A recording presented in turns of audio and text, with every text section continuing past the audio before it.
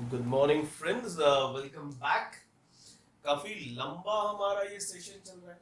क्यों लंबा चल रहा है? तो क्योंकि इफ यू कैन रिमेम्बर, मैंने बताया था at the end of the day you talk about any business, whether it is my business, whether it is your business, or whether it is your parents business. Okay, your business अभी नहीं, मगर बड़े होकर जब करोगे तब। तो all businesses are basically about economic activities, and economic activities are basically summing up to two outcomes. One is inflow of money, second is outflow of money. That outflow of money was technically termed as payment or expenses, and inflow of money was technically termed as receipt.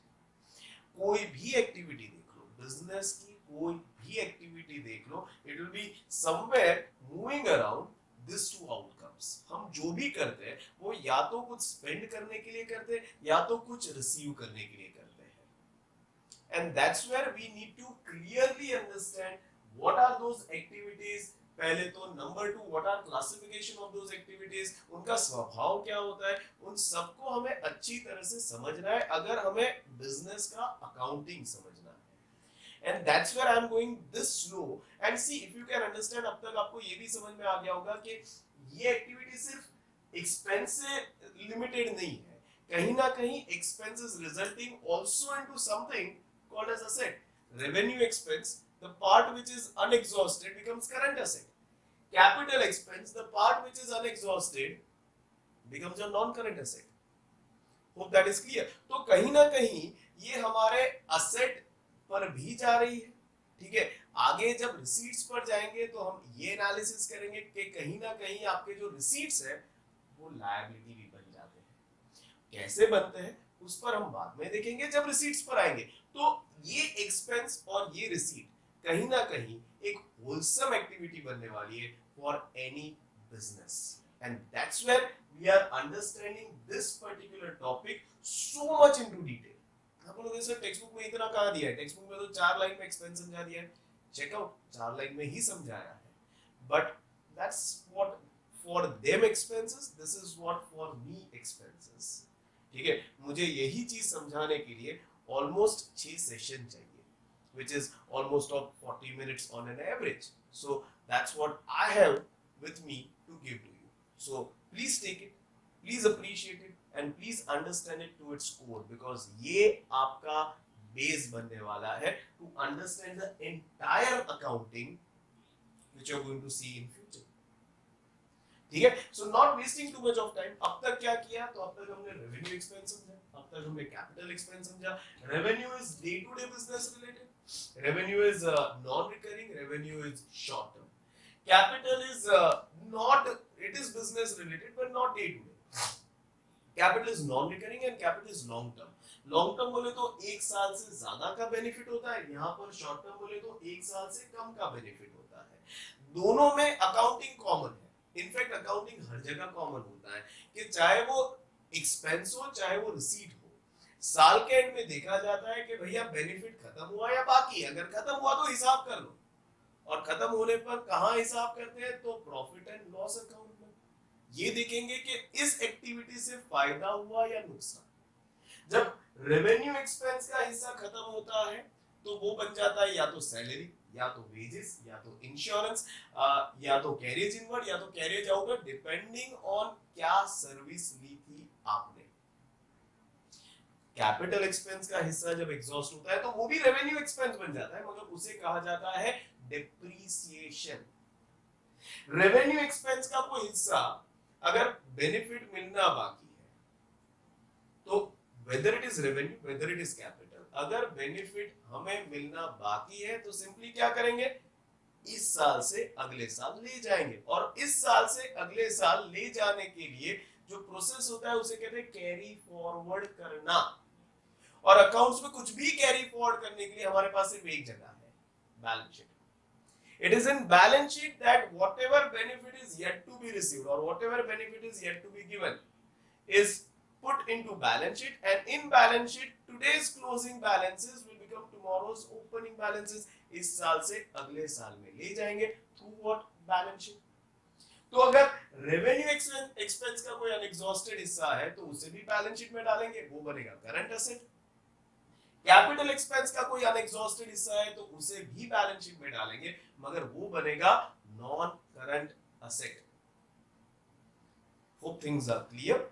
यहां तक की कहानी सबको समझ में आई है। Revenue में आगे हमने देखा था कि revenue are further identified into direct and indirect. Remember, capital में कभी जिंदगी में डायरेक्ट इनडायरेक्ट मत करना। अगर मारा ना तो ये पेन सीधा फेंकूंगा और सीधा आपके मुंह में स्क्रीन से जाकर टकराएगा, इतना याद रखना। इसलिए यहां पर डायरेक्ट इनडायरेक्ट नहीं है, डायरेक्ट इनडायरेक्ट सिर्फ रेवेन्यू बनता है।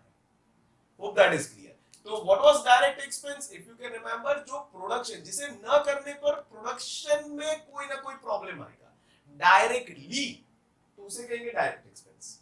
और वो रेवेन्यू एक्सपेंस जिसे करने ना करने पर प्रोडक्शन को डायरेक्टली कोई इफेक्ट नहीं आता, डायरेक्टली इफेक्ट नहीं आता है, इनडायरेक्टली आ सकता है, उसे कहते हैं इनडायरेक्ट एक्सपेंस।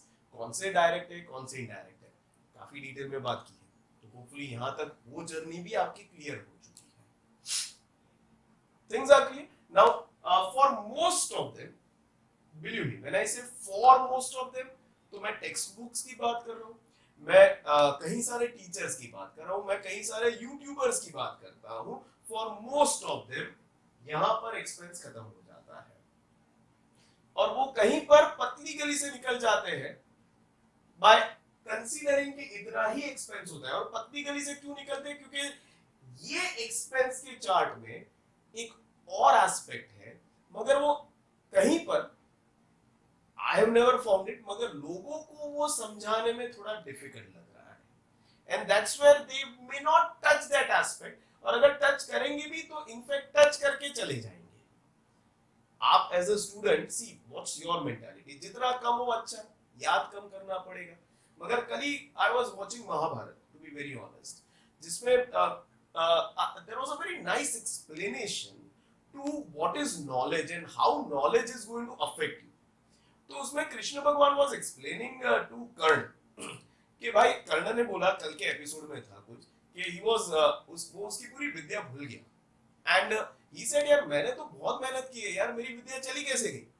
तब कृष्ण भगवान ने बोला कि जब आप विद्या को, दैट इज नॉलेज को, एक रीजन के वजह से ले रहे हो, यानी मुझे कमाना है इसलिए मैं नॉलेज लूं, या मुझे उससे आगे आना इसलिए मैं नॉलेज लूं, या मुझे उसको नीचा दिखाना इसलिए मैं नॉलेज लूं, ये अगर रीजन है आपका नॉलेज का, तो बिलीव मी आपका नॉलेज कभी ना कभी खत्म हो जाएगा।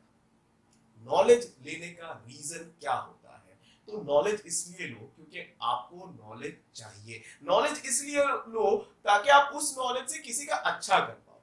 If that is the reason, तो वो नॉलेज कभी भी आप नहीं भूलोगे। गीता में लिखा है, मैंने पढ़ा नहीं है, मैंने कल एपिसोड देखा, अच्छा लगा, तो मुझे लगा चलो आपसे शेयर कर देता हूं। तो exactly on the same line, if you can understand, इस तरह से अगर पढ़ोगे ना तो मजा आएगा। अगर कोई मकसद से पढ़ोगे, क्योंकि पेरेंट्स से बुलाए तो बैठ गए, क्योंकि अगर नहीं बैठेंगे तो फोन आ जाएगा, अगर नहीं होमवर्क करेंगे तो फोन आ जाएगा, तो वो फोन ना आए ना इसलिए मैंने होमवर्क किया है, तो बिलीव मी ये नॉलेज कभी आपका नॉलेज बनेगा ही नहीं। It will always be a temporary thing. 2 महीने, 2 दिन, 10 दिन, and it will go out. Hope that is clear. पढ़ो इसलिए क्योंकि आपको पढ़ना है, पढ़ो इसलिए क्योंकि आपको किसी को पढ़ाना है, पढ़ो इसलिए क्योंकि आप ऐसा सोचते हो कि आज इतना अच्छा पढ़ूंगा और फिर ये नॉलेज का ऐसा उपयोग करूंगा कि किसी ना किसी को फायदा हो। अगर ये मकसद होगा तो वो रिटेन रहेगा, वो कभी खत्म नहीं हो जाएगा, कभी आप भूलोगे नहीं चीजों को। So considering that aspect, if you can understand, I am going with the third aspect. आपको शायद स्कूल में, शायद दूसरे अगर कोई चैनल्स आपने सब्सक्राइब किए, वहां पर ये एस्पेक्ट की बात नहीं होगी। आप खुश भी हो जाओगे क्योंकि आपके लिए मकसद पढ़ाई का नॉलेज गेन करना नहीं है, आपके लिए मकसद पढ़ाई का, as I told you, marks लाना है, फर्स्ट आना है, या फिर पेरेंट्स ने बोला है इसलिए करना है। अगर ये मकसद है तो शायद you will be happy with what those YouTubers or what your school teachers or maybe or any of the teachers are teaching you कि भैया ये कुछ इतना important नहीं है, छोड़ देना। मगर अगर आपका मकसद नॉलेज लेना है तो ये मजा आएगा। इसलिए let's go to today's learning point. आज का आपका जो लर्निंग पॉइंट है, that is something called as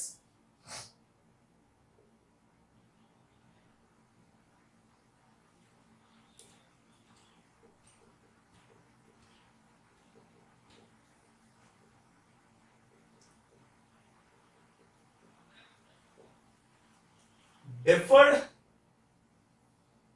revenue expense, revenue expense, capital expense, बीच में आया something called as deferred revenue expense. Now what is this deferred revenue expense? Now to start with जैसे हम नाम ही पकड़ के चलते हैं, तो अगर नाम पकड़ के चले तो पहला इसका पॉइंट बनता है कि बेसिकली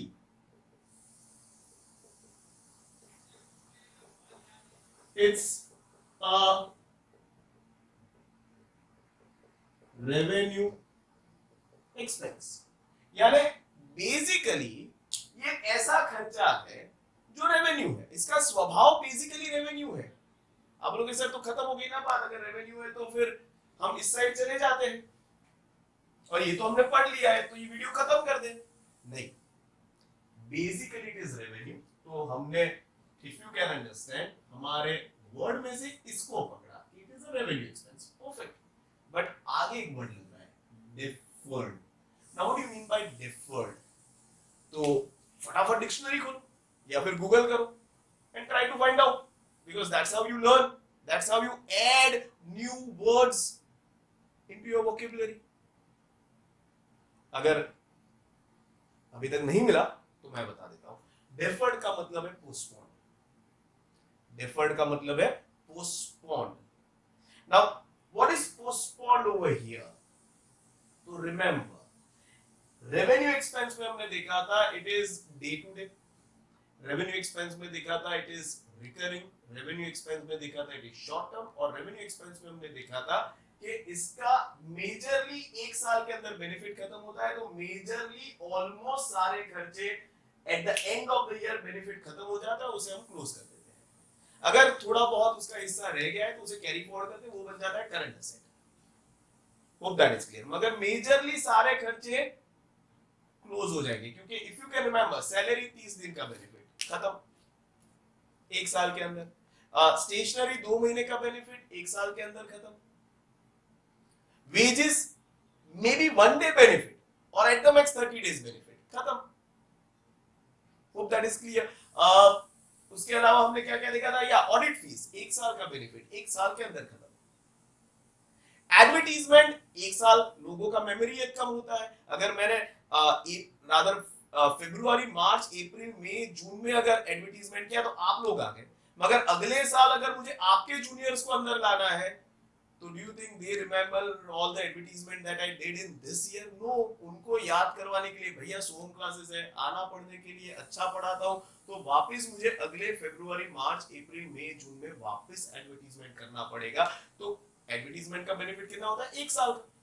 एंड हमने प्ले में भी देखा था मेरे और आर्ची मैम के बीच में दैट ये बेनिफिट कितना रहेगा, तो एक साल तक, अगले साल मुझे वापस एडवर्टीजमेंट करना पड़ेगा, इफ यू कैन रिमेंबर। क्योंकि न्यूज़पेपर आपने पढ़ा, सोम क्लासेस देखा, ठीक है, देख लिया। अगर इस साल आपका बच्चा 10th में है तो आप रादर फोन करके पूछ लोगे, अगर बच्चा नहीं है तो आप वो एडवर्टीजमेंट पूरा का पूरा इग्नोर कर दोगे। रेडियो में आपने सुना सोम क्लासेस प्राइवेट लिमिटेड, आइए बहुत अच्छा रिजल्ट है।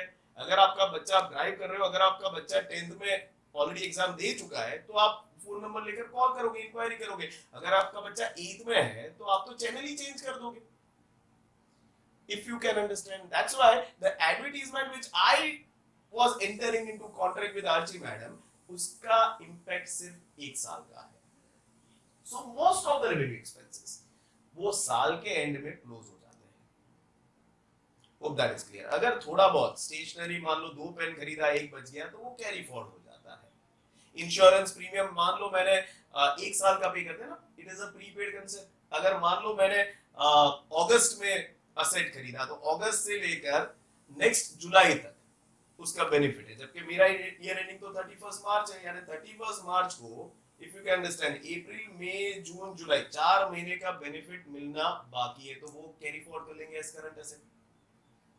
Hope that is clear. So in most of the revenue expenses they are short term, they are recurring, they are day to day, and most of the revenue expenses are closed at the end of the financial year. Only some portion may be carry forward अगर benefit उससे मिलना बाकी है तो। मगर जब deferred revenue expenses की बात आती है तो डेफर्ड का मतलब है पोस्टपोन, और यहां पर क्या पोस्टपोन होता है, तो दो this is a revenue expense, मगर यहां पर these expenses are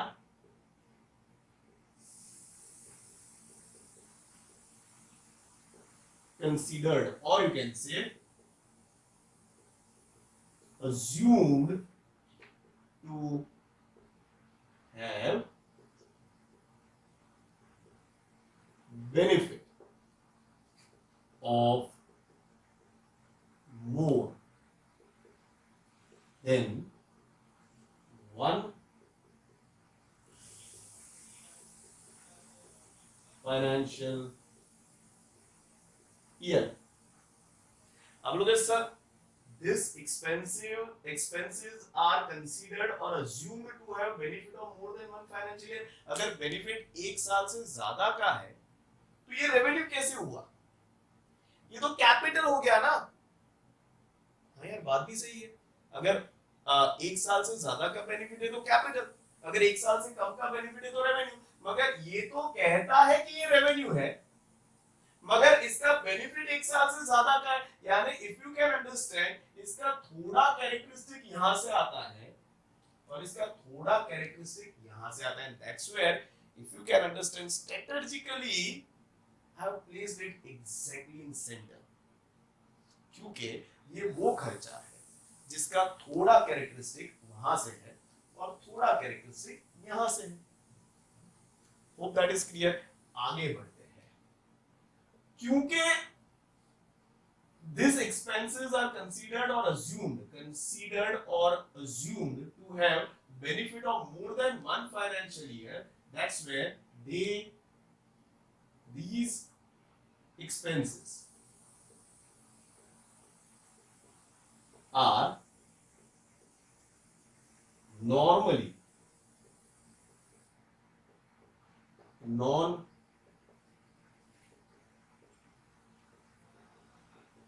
recurring in nature। अब सर बस बहुत हुआ सर, अब तो पक्का क्लियर है कि ये कैपिटल है, तो आप खाली खाली टाइम वेस्ट मत करो। रेवेन्यू है, आपने सिर्फ ऊपर हेडिंग दे दिया दैट बेसिकली रेवेन्यू, मगर सारे कैरेक्टरिस्टिक तो यहां से आ रहे हैं। Wait, basically they are revenue, यानी जब हम खर्चा करते हैं तो उसका मूल स्वभाव रेवेन्यू है, मगर unlike other revenue expenses, these expenses are considered or assumed to have benefit of more than one financial year, and because it has benefit, because it is assumed to have benefit of more than one financial year, these expenses are normally non-recurring in nature। Hope that is clear, इसलिए हम इसे बार बार नहीं करेंगे, just wait for the conclusion। At the end of every financial year, आप लोग sir मुझे पता है portion of expense which is exhausted is close to P&L, portion of expense which is yet to exhaust is carried forward from one year to another year through what balance sheet as what, sir एक साल से ज्यादा है non current asset, आप वही लिखोगे ना? नहीं, चेक करो।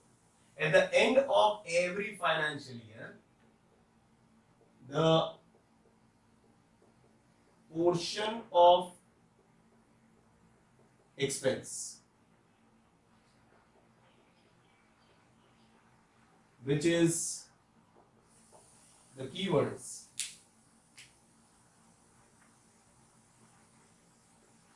assumed to have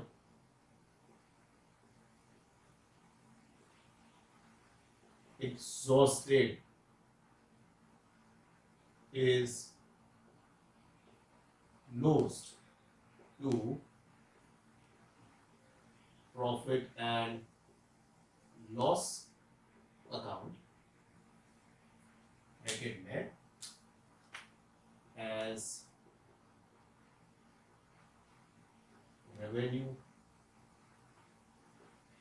expense, that's what we do, right? And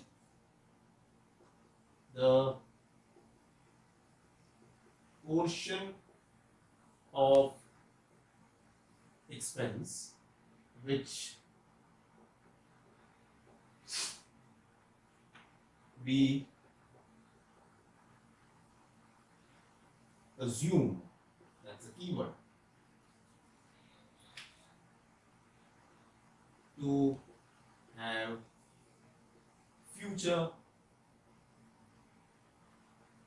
benefit is क्या करेंगे, carried forward from current financial year to next financial year through what? कुछ भी कैरी फॉरवर्ड करने के लिए तो अपने पास एक ही चीज है ना, बैलेंस शीट एज, अगला सर नॉन करंट एसेट, गलत, as the keyword is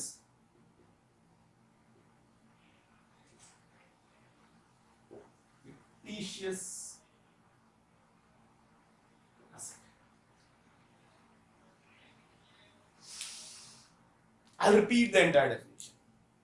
It goes like this: deferred revenue expense. Basically, it's a revenue expense. यानी जब आप ये करोगे तो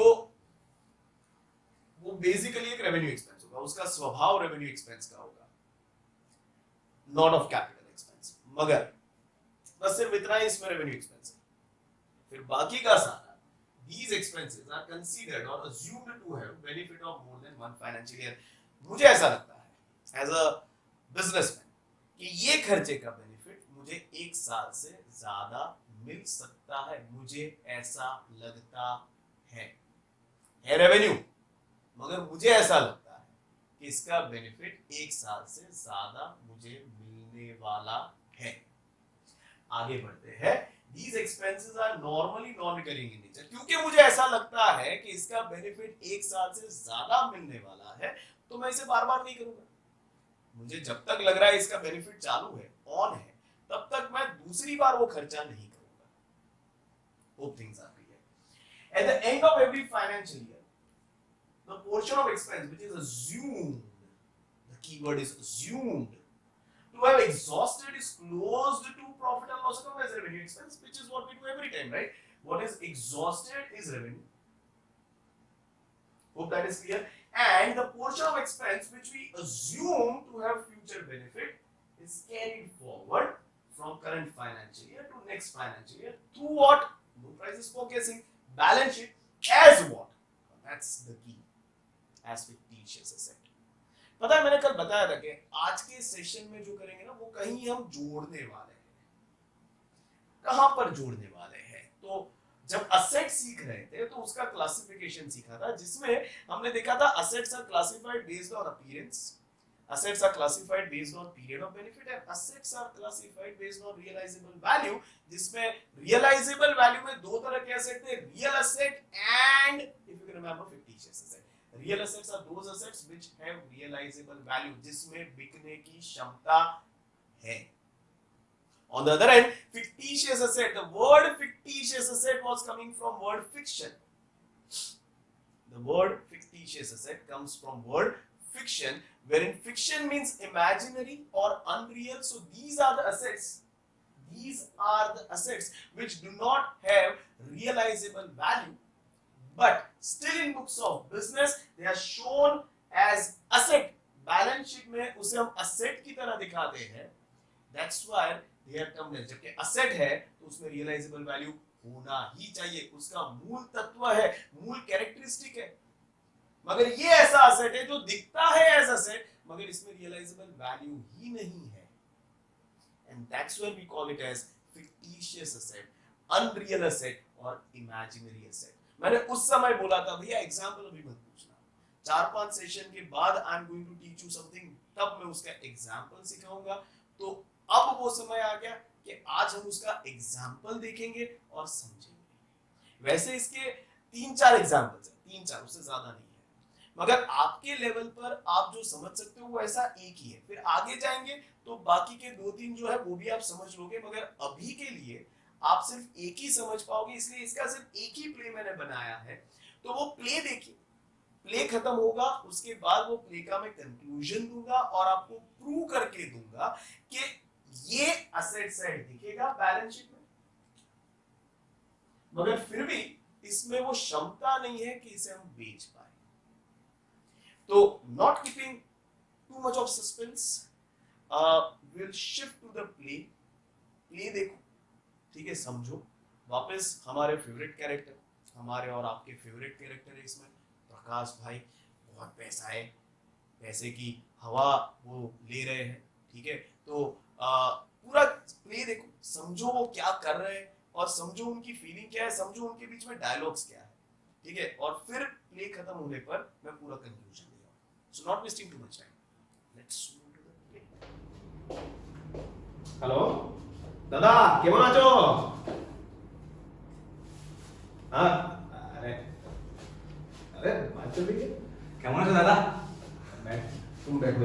हाँ दादा दादा दादा एक मिनट। हाँ हाँ अच्छा, वो स्पॉन्सर का ना, क्यों क्या हुआ? वो ओप्पो है ना अपना, अच्छा वो चाइना वाला प्रॉब्लम। अच्छा अच्छा ठीक है, मैं देखता हूँ।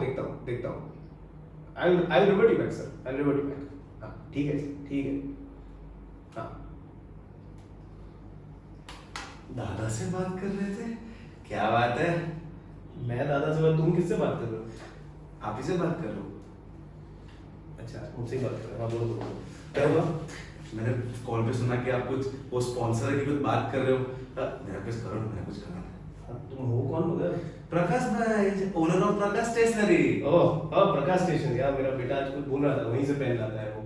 क्वालिटी अच्छी हुई देखना। फेमस है। क्या करना है आपको? आप अभी कुछ दादा से बात कर रहे थे ना स्पॉन्सर की, मेरा कुछ कर दो ना। I am a big fan of दादा, प्लीज कर दो ना।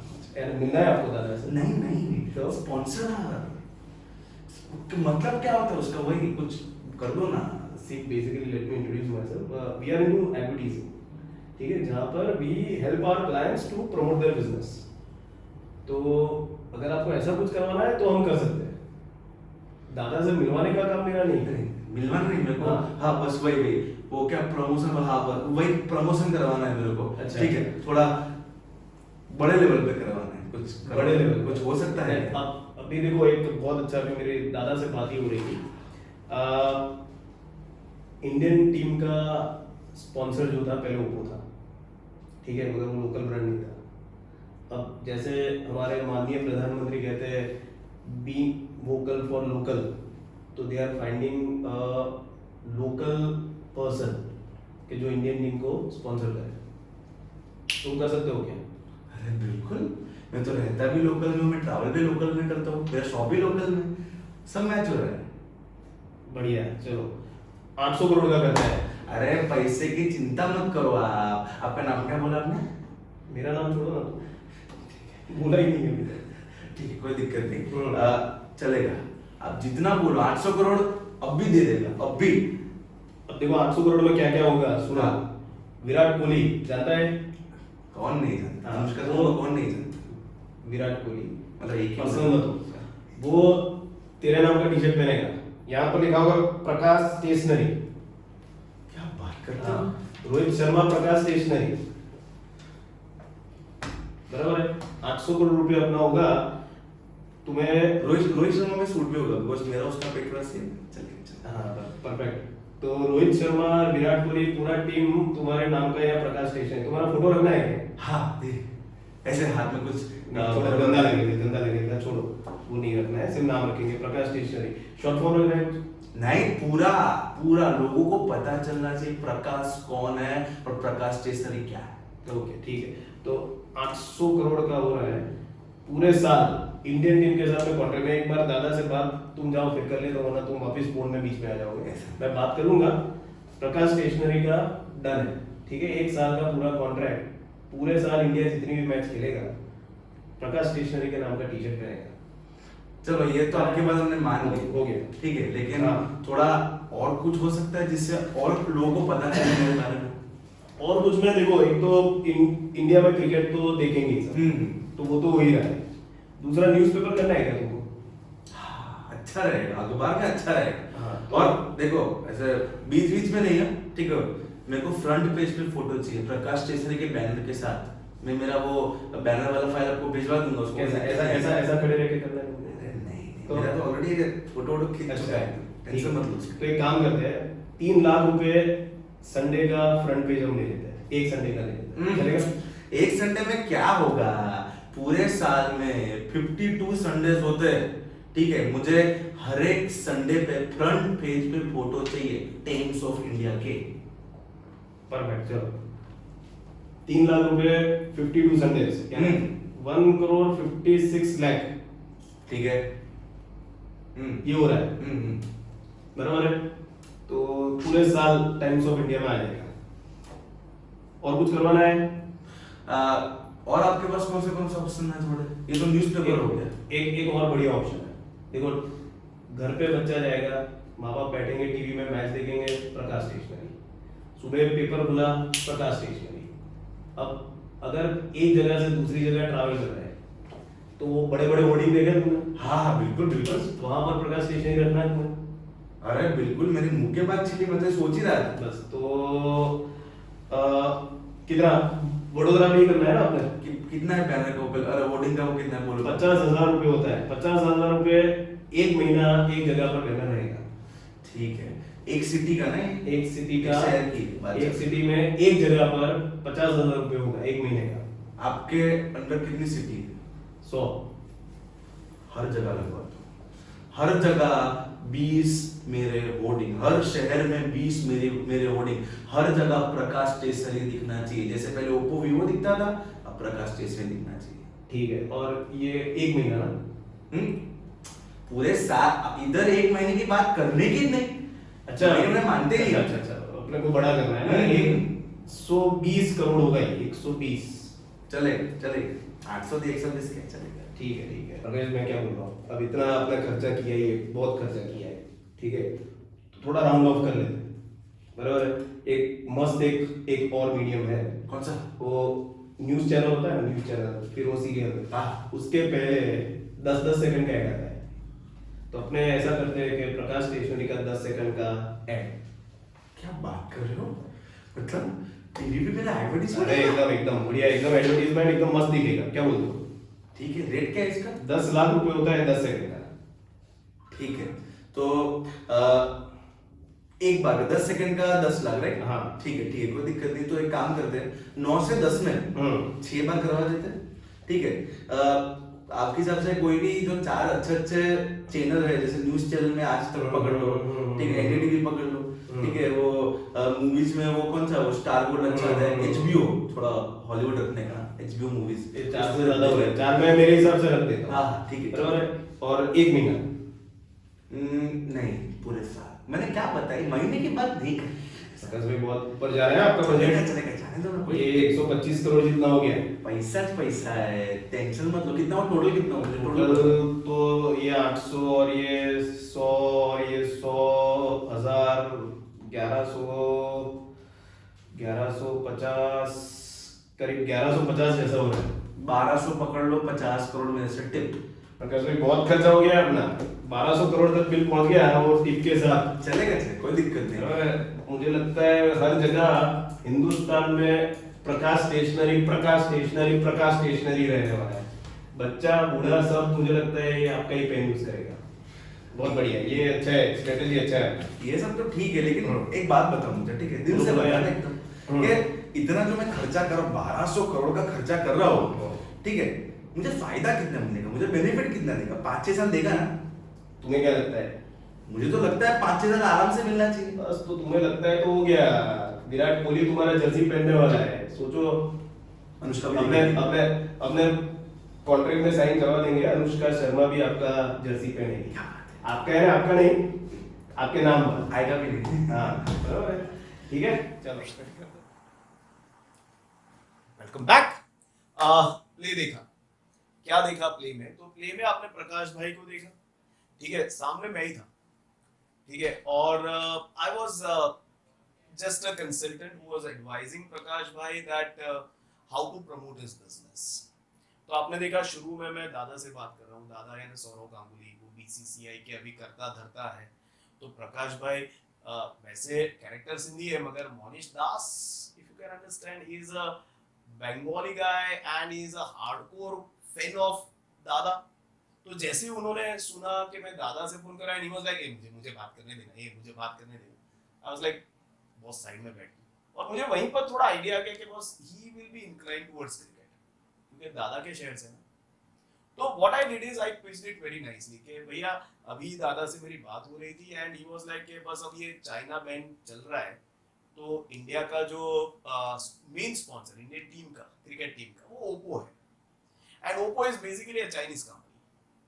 तो we just connected the entire thing in the play. ऐसा कुछ हुआ नहीं अभी तक नहीं हुआ है, आगे हो तो पता नहीं, कि BCCI is also thinking of changing the sponsors, why, because जो स्पॉन्सर है वो चाइनीज कंपनी है।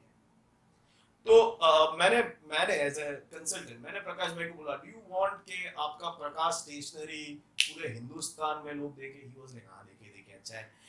I said, do you want that आपका प्रकाश स्टेशनरी विराट कोहली पहने, रोहित शर्मा देखे? उसने बोला विराट कोहली ठीक है, विराट कोहली यस, रोहित शर्मा ठीक है, वो पहने ना पहने कोई फर्क नहीं पड़ता है। So he was basically, I was convincing him to get into the deal of IPL, I was convincing him to get into deal of BCCI, and he got convinced, क्योंकि उसके पास बहुत पैसा है। तो if you can remember, 800 crore का मैंने उसको डील करवा लिया, एंड ही वाज कन्विंस्ड कि अब से 1 साल तक पूरा जितनी भी मैचेस इंडिया खेलेगा, जब से खेलेगा, इनफैक्ट अभी कोरोना है तो अभी का टाइम नहीं खेलेगा, जिस दिन से मैचेस खेलना शुरू होगा, सीजन शुरू होगा, वहां से 1 साल तक entire Indian team will be wearing a T-shirt जिस पर प्रकाश स्टेशनरी लिखा होगा, और जिसके लिए वो 800 करोड़ देने को तैयार हो गया, which is a big amount if you can understand. For a stationery store it's a huge amount. अगर रिलायंस होगा तो रिलायंस के लिए छोटा अमाउंट है, मगर स्टेशनरी वाले के लिए बहुत बड़ा अमाउंट है।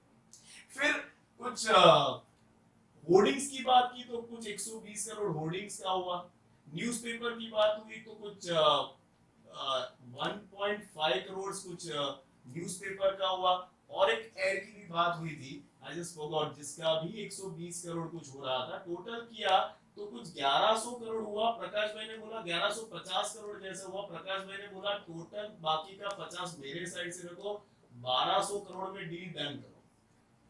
1200 crore for advertisement. Her Sunday आपको प्रकाश स्टेशनरी दिखेगा, न्यूज़पेपर खोलोगे प्रकाश स्टेशनरी, होर्डिंग देखोगे प्रकाश स्टेशनरी, रेडियो करोगे प्रकाश स्टेशनरी, टीवी करोगे Prakash stationery, and this was that advertisement. I just remembered, वो 10 सेकंड का 6 बार रात को 9 बजे प्रकाश स्टेशनरी आएगा, Prakash stationery, Prakash stationery, and there is no other stationer, if you can understand. कौन स्टेशनर होगा जो इतना खर्चा करेगा? So when you see all around you Prakash stationery, Prakash stationery, Prakash stationery, तो उनका एक सवाल बहुत व्याजबी था, बहुत लॉजिकल था। उन्होंने पूछा ये क्या क्या कहता है, ये जो मैं खर्चा कर रहा हूँ उसका मुझे कितना बेनिफिट मिलेगा? 5-6 साल तक तो लोग मुझे याद रखेंगे ना। मैंने बोला आपको क्या लग रहा है? बोले रखेंगे। मैंने बोला ठीक है तो रखेंगे। If you can understand, he incurred advertisement. This was all promotional expense. So this was advertisement expense,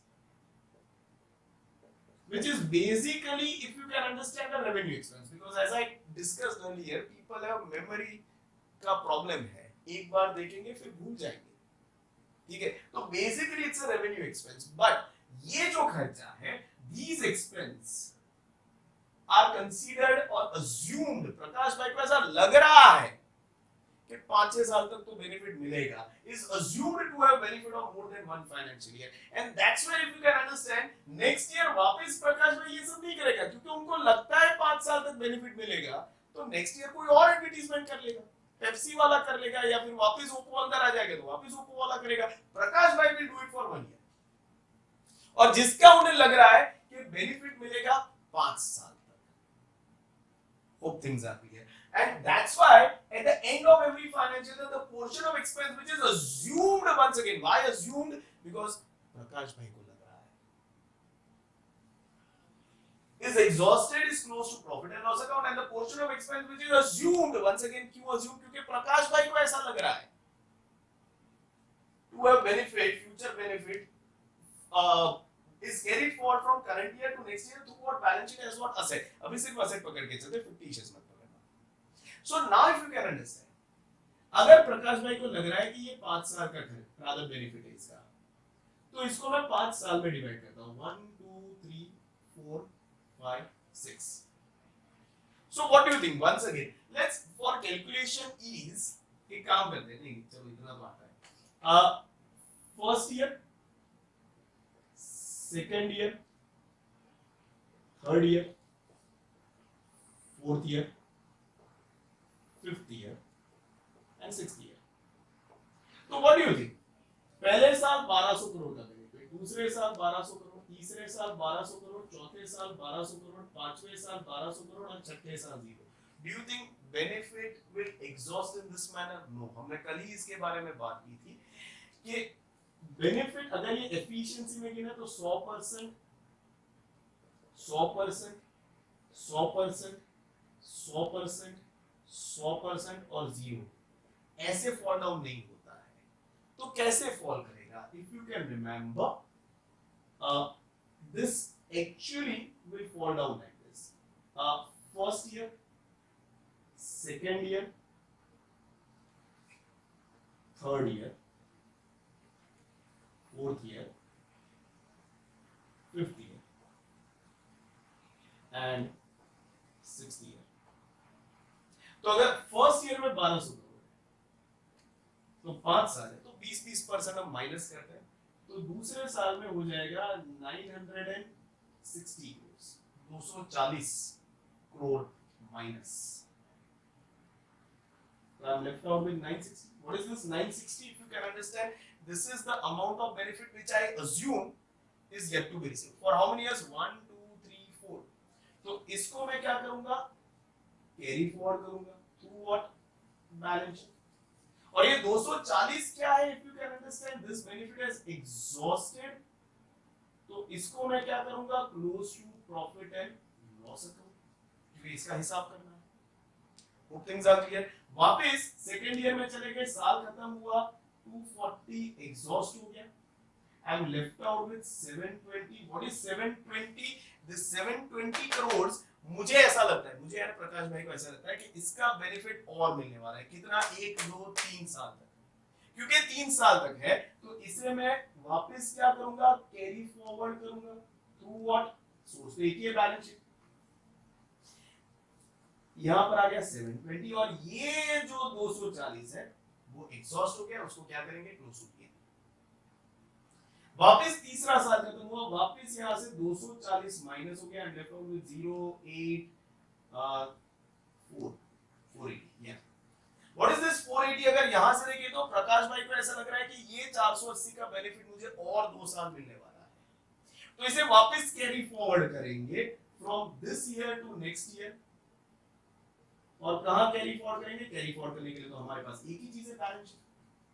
और ये 240 जो है उसको if you can understand benefit exhaust हो चुका है तो उसे क्लोज करेंगे PNL. Hope things are clear. What is this 480? If you can understand, it is benefit yes to be consumed for how many? Next 2 years. चौथे साल खत्म हुआ और 240 माइनस हुआ, बचा 240.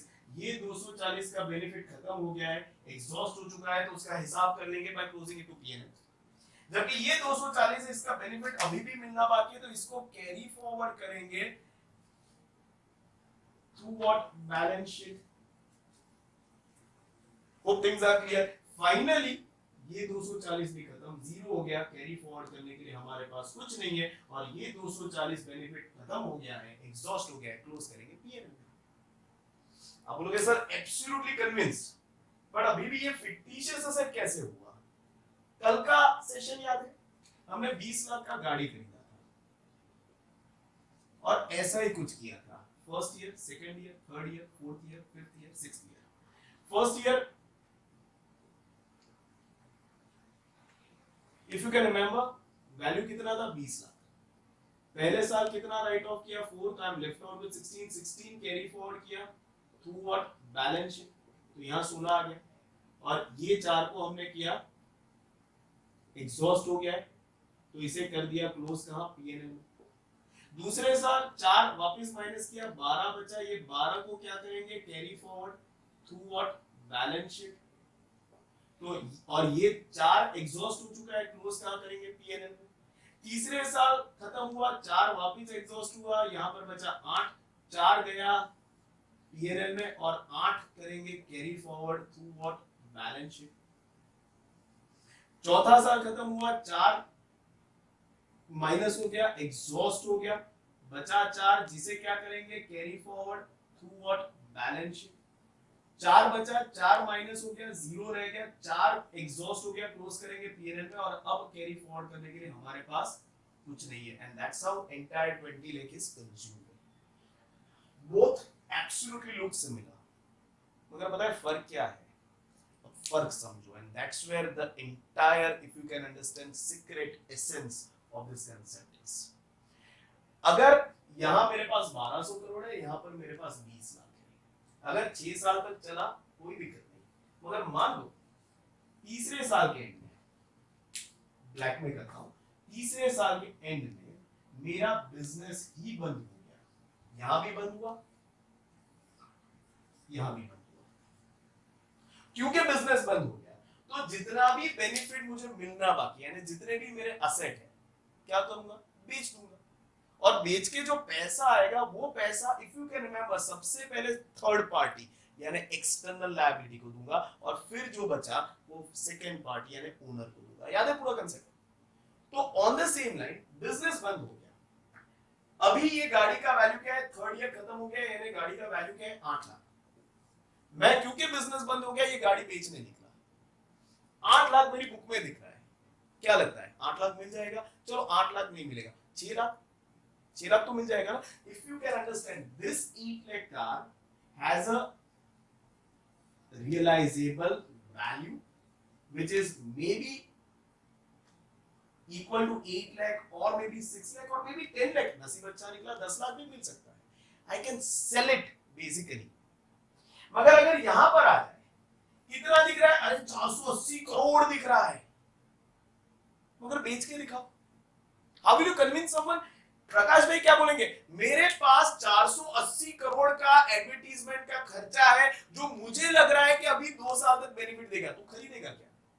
तो सामने वाला बोलेगा नहीं, कहां दिखता है, अरे मेरे पास, मुझे ऐसा लगता है, अरे तेरे को लगता है ना, मगर अगर तेरे को लगता है कि इसका बेनिफिट 2 साल तक है, तो बिजनेस बंद क्यों हो गया? If you can understand, though this is 480 crores, but still you won't get a single person who will buy this. You won't get a single person who will pay even 480 rupees for this. क्योंकि ये 480 करोड़ कहीं हवा में था, कहीं imagination में था। प्रकाश भाई को ऐसा लगता था कि जब मैंने 1200 करोड़ का खर्चा किया, तो कम से कम 5 साल तक तो लोग याद रखेंगे, कम से कम 5 साल तक लोग याद रखेंगे, ऐसा उसे लग रहा था। It was his imagination, if you can understand, and that's where अगर आज ये बिजनेस बंद होता है, तो ये 480 करोड़ कोई नहीं करेगा, तो this 480 crores do not have realizable value, and that's where, though it doesn't have realizable value, but still we show it as asset। आप बोलोगे सर अगर realizable value ही नहीं तो asset क्यों दिखाया? बहुत सिंपल फंडा है, अकाउंट में कुछ भी कैरी फॉरवर्ड करना है, जैसे मैंने बताया, आपके पास कोई चॉइस नहीं है, आपको उसे बैलेंस शीट में ही डालना पड़ेगा।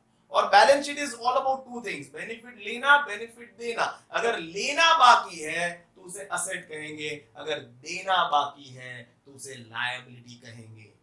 यहां पर बेनिफिट, प्रकाश भाई को ऐसा लग रहा था कि उनको लेना बाकी है, तो कुछ भी हो जाए उसको असेट ही बोलेंगे, फिर उसमें रियलाइजेबल वैल्यू है तो वो रियल असेट, अगर रियलाइजेबल वैल्यू नहीं है तो वो फिक्टिशियस असेट कहा जाएगा।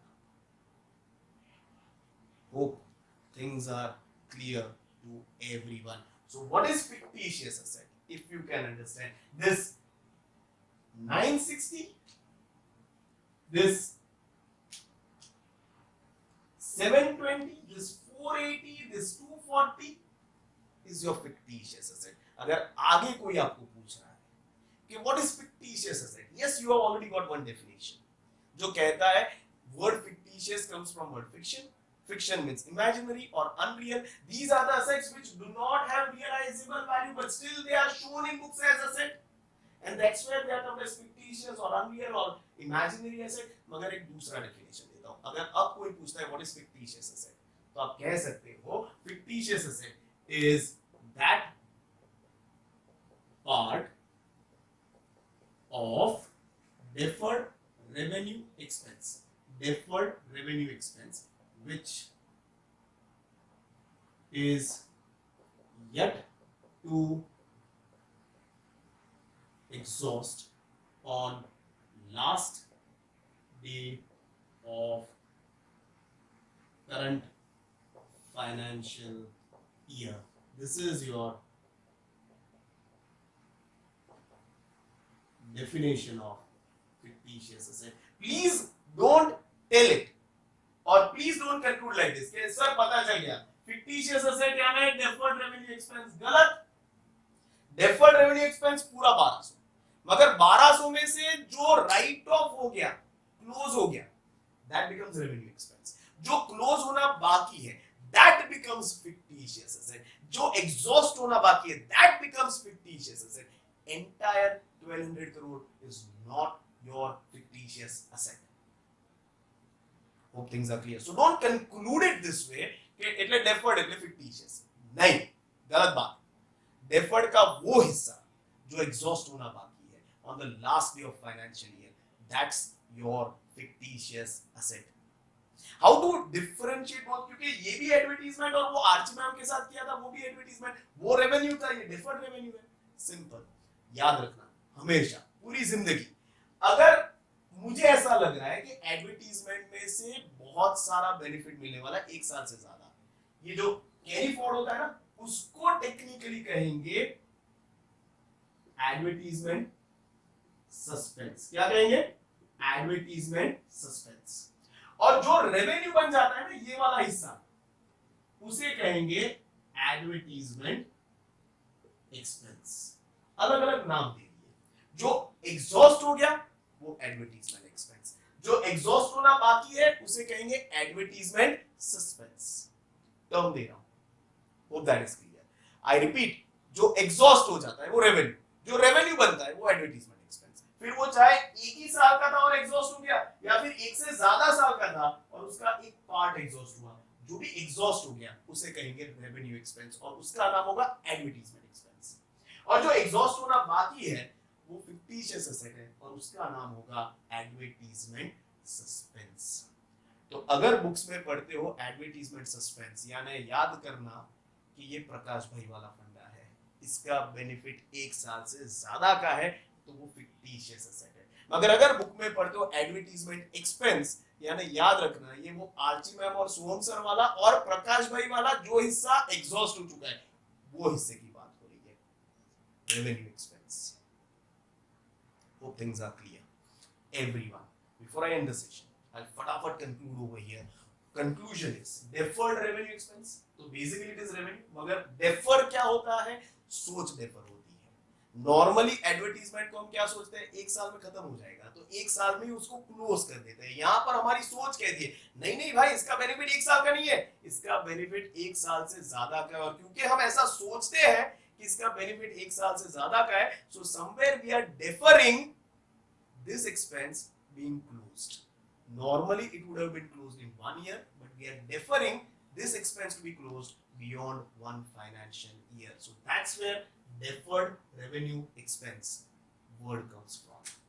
Revenue expense because basically it is revenue, but deferred because these expenses are considered or assumed to have benefit of more than 1 financial year.